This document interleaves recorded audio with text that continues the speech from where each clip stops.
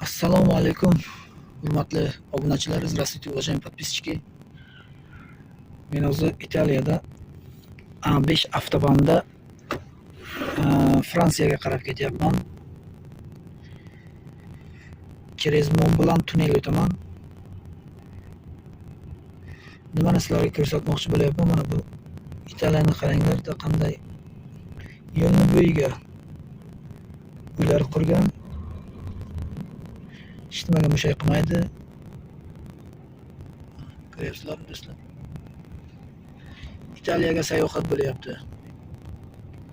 Bugungi sana 18-aprel 2025-yil. Hafta kuni juma kuni. Juma ayyomlaringiz muborak bo'lsin hammalaringizni. Mana Italiyada vaqt 10:35. Italiyada.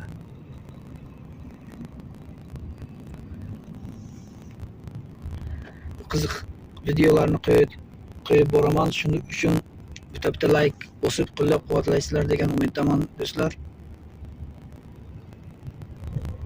Obuna bo'lmaganlar obuna bo'linglar.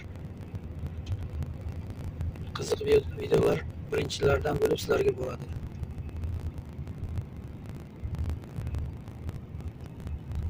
Havo hozir 18 gradus issiq, Italiyada 18 gradus.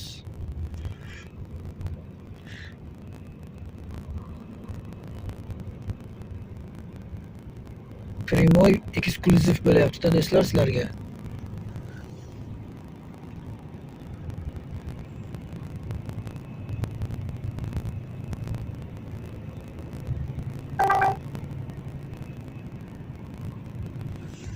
Italiya, Avstriya, Fransiya tog' orasida.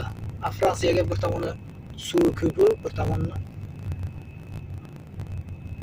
O'rta Yer dengizi Fransiya, Italiya bilan o'tadi-da bir tomonidan.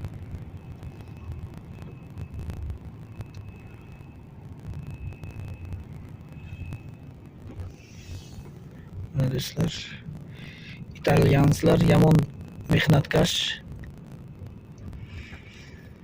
Ozgina joydan, bo'sh joydan ham foydalanadi-da bular. Aslida bular tok ko'p ekadi, uzun. Qarniga ham qiladi keyin.